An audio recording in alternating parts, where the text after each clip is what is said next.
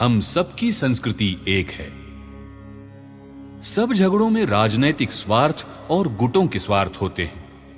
केवल धर्म के लिए कोई झगड़ा नहीं करता। इन झगड़ों को मिटाने के लिए कहीं से तो आरंभ करना होगा। हमने हिंदू समाज को लेकर आरंभ किया, इसमें कोई दोष नहीं है। यद्यपि इस पर आक्षेप उठाया जाता है।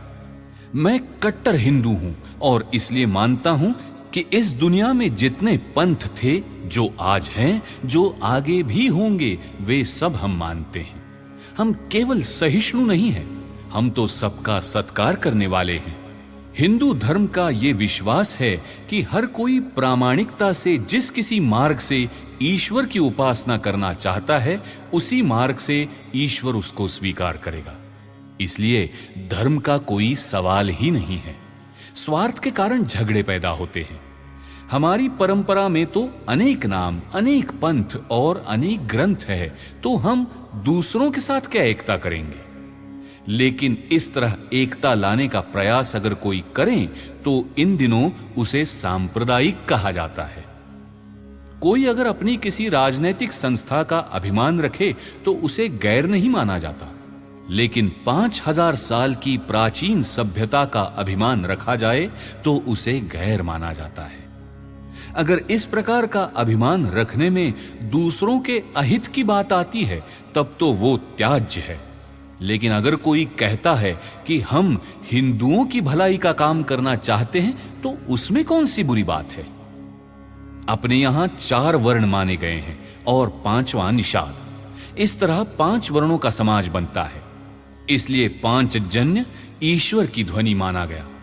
हमने वनवासियों में सेवा का काम शुरू किया था, लेकिन अंग्रेजों के राज में हमें रोका गया। हमारे एक कार्यकर्ता को ईसाई मिशनरियों ने कत्ल कर दिया। मैं उनसे कहता हूं कि आप सारी दुनिया का खून चूसने वाले हैं, तो आपको ईसा मसीह का नाम लेने का क्या अधिकार है, जिसने सब मानवों के लिए अपना बलिदान चढ़ाया? वनवासियों में हमने पाया कि उनमें अलगाव की भावना नहीं है। हमारी और उनकी परंपरा एक है, लेकिन अंग्रेजों ने अलगाव पैदा करने की कोशिश की, जो आज भी जारी है। ये लोग कहते हैं कि गोवा और पौंडीचेरी की सभ्यताएं अलग है। मुसलमानों में कई अच्छे व्यक्ति हैं, जिनमें मेरे मित्र भी हैं। व्यक्ति के नाते वे आपके लिए जान भी कुर्बान करेंगे, लेकिन सामाजिक प्रक्षोभ पर उनका कोई नियंत्रण नहीं रह पाता। प्रक्षोभ पर असर करने की हिम्मत बहुत थोड़े लोगों में होती है। इस परिस्थिति का हल ढूंढने के लिए हम कहते हैं कि 5000 वर्ष से जो समाज एक रहा है, उसी की एकता के लिए पहले प्रयास हो। हम न जाति भेदों को मानते हैं, न छुआछूत भेदों को। हम चाहते हैं कि हिंदू समाज एक रस बने। आखिर ये मुसलमान भी कहां से आए? उनका और हमारा खून एक ही है। हमने ही उसे दिया था सांस्कृतिक उच्च सिंहासन, माँ जिस पर बैठी सुख से करती थी जग का शासन। हमने ही उसे दिया था।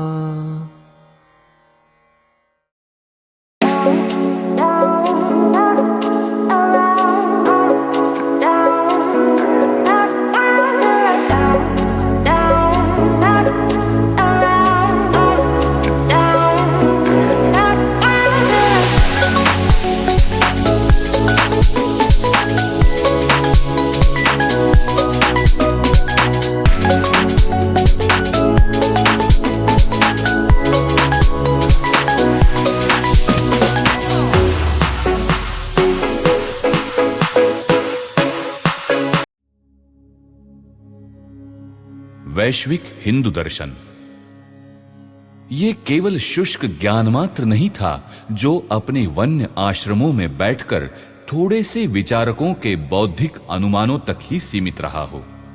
ये था एक सजीव विचार, जो हमारे पूर्वजों को, जिनमें विचारक, प्रशासक, व्यापारी, वैज्ञानिक, कलाकार और दार्शनिक भी थे, विश्व भ्रातृत्व का संदेश पहुंचाने के लिए दूर देशों तक ले गया। जहां भी उन्होंने कदम रखा, वहां के लोगों को उन्होंने जीवन के आध्यात्मिक और सांस्कृतिक मूल्यों तथा भौतिक उन्नति के शास्त्रों की शिक्षा दी और अपनी कल्याणकर छाया में राष्ट्रों के सजातीय भ्रातृत्व का निर्माण किया। सशक्त, आत्मविश्वास पूर्ण एवं आत्मतेज से उद्भासित हमारे हिंदू समाज ने दूर दूर तक फैले उस आध्यात्मिक साम्राज्य को एक रूपता की धुरी प्रदान की। कोलंबस के अमेरिका का पता लगाने के बहुत पहले हमारा विस्तार एक ओर तो अमेरिका तक फैल चुका था और दूसरी ओर चीन, जापान, कंबोज, मलय, शाम, हिंदेशिया तथा दक्षिण पूर्व एशिया के सभी देशों तथा उत्तर में साइबेरिया और मंगोलिया तक फैला था। हमारा सशक्त राजनीतिक साम्राज्य इन दक्षिण पूर्वी क्षेत्रों में 1400 वर्षों तक फैला रहा। शैलेंद्र साम्राज्य 700 वर्षों से अधिक काल तक चीनी विस्तार के विरुद्ध एक शक्तिशाली रोक के रूप में अत्यंत उत्कर्ष की अवस्था में रहा है। उन सभी शताब्दियों में वहां के स्थानीय लोगों के द्वारा न तो कभी कोई जन विप्लव हुआ और न उनका उन्मूलन ही। यदि विदेशी लोगों और विदेशी संस्कृति के द्वारा आधिपत्य अथवा शोषण के कुछ भी लक्षण होते तो उसका उपर्युक्त परिणाम अनिवार्य रूप से होता। इसके विपरीत वे लोग हमारे प्रति कृतज्ञ थे। वे हमारे राष्ट्र के प्रति श्रद्धा रखते थे और अपने इस नश्वर शरीर को गंगा जी के किनारे छोड़ने की कामना करते थे। ये बात इतिहास के उन रक्तांकित पन्नों के कितने विपरीत है जिनमें इस्लाम, ईसाईयत और अब कम्युनिज्म तथा दूसरे देश में उत्पन्न अन्यान्य विश्व विजेताओं के विस्तार वर्णित हैं। आज के दिन भी उनमें से बहुतों की आधारभूत जीवन रचना हिंदू ही है। वे हिंदू नाम धारण करते हैं। हम वहां चारों ओर हिंदू चेहरे देखते हैं जिनमें से अनेक लोग संप्रदाय के रूप में मुसलमान होते हुए भी अपने हिंदू उत्तराधिकार पर गर्व करते हैं। फिलीपाइंस में न्यायालय के विशाल कक्ष में मनु की स्फटिक की प्रतिमा स्थापित है जिस पर अंकित है, मानव जाति का प्रथम महान एवं श्रेष्ठ प्रज्ञा संपन्न विधि निर्माता। शताब्दियों से हमारे समाज में ऐसी ऐसी महान आत्माओं का उदय हुआ है जिनमें की प्रत्येक आत्मा संसार के विचाराकाश का कांतिमान नक्षत्र है और अब भी वो समाज वर्तमान काल तक श्री रामकृष्ण परमहंस के समान ज्योतिर्मान अनेक आत्माओं को जन्म दे रहा है। उन्होंने केवल मानव जाति के सुख दुख से ही अपना तादात्म्य अनुभव नहीं किया, वरन चेतन एवं अचेतन सभी वस्तुओं से अद्वैत रखा।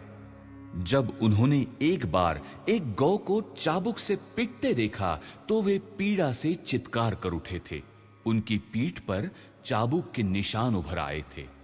एक अन्य अवसर पर चरागाह में चरते हुए एक बैल के घायल खुर का चिन्ह उनकी छाती पर बन गया था।